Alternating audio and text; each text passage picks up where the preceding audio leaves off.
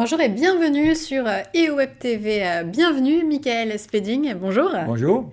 Vous êtes un spécialiste de l'industrie pharmaceutique. Alors, c'est un sujet d'actu d'ailleurs qui vous fait venir ici, puisque nous, on va parler de recherche scientifique. Vous avez un message à faire passer. Alors, contre le système français, vous allez nous expliquer.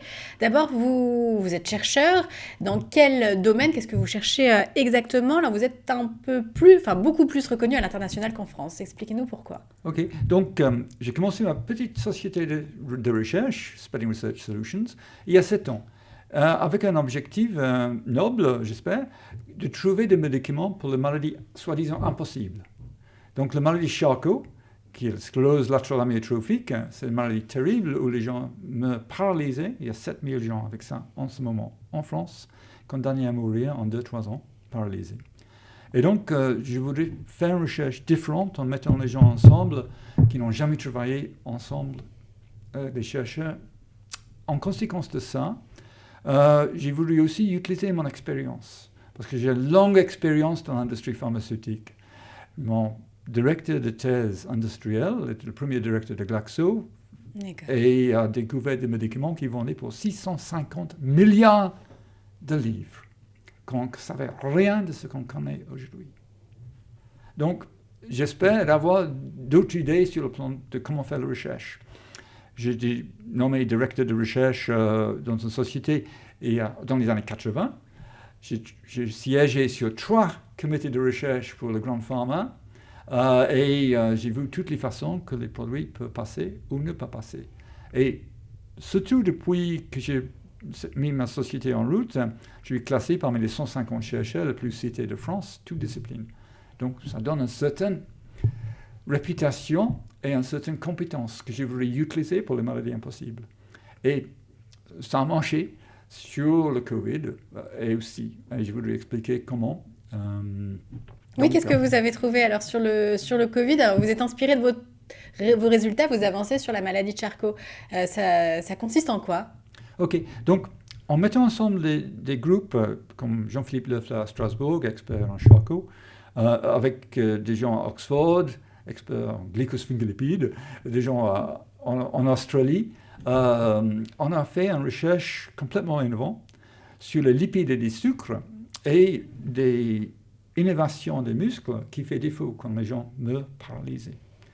Donc, les nerfs et les muscles se découplent. Et on a trouvé des enzymes qu'on pouvait moduler avec un produit qui est déjà vendu sur le marché, un générique, pour très peu cher. Maintenant, on est en train d'explorer, on est dans les études cliniques en Australie pour le maladie de Charcot. Sur le plan de Covid, je suis secrétaire général de l'International Union de Pharmacologie, qui est 37 000 chercheurs mondiaux. Et donc, on a été engagé tout de suite sur la bataille contre le Covid. Et j'ai trouvé de manière étonnante, en mars 2020, que les mêmes enzymes de glucosylcéramidase qui font défaut dans la maladie de Charcot sont essentielles pour l'entrée et la sortie du SARS-CoV-2 dans les cellules infectées. De plus, le glucosylcéramide, qui est modulé par la glucosylcéramidase, est un nœud critique pour l'infection. Donc, tout de suite, j'ai pris le médicament qu'on utilise pour la maladie de Charcot à l'Institut Pasteur, qui ont montré que la même concentration que modulait les jonctions neuromusculaires pour la maladie de Charcot, c'est inhiber la réplication des virus. C'est-à-dire que ça réduit les symptômes mais aussi la contagiosité? C'est bien probable. D'accord. OK?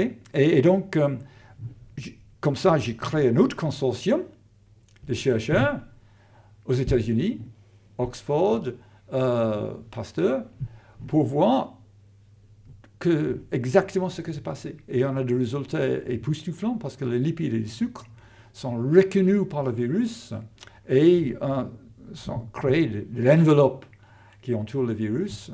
Et ça, c'est peu cherché ailleurs. Mais ça, est-ce que vous l'avez testé à au niveau d'essais cliniques? Est-ce que vous êtes allé voir des grands laboratoires? Qu'est-ce qu'ils vous ont répondu? Ou des autorités sanitaires Malheureusement, les grands laboratoires, on trouve que le produit est trop peu cher.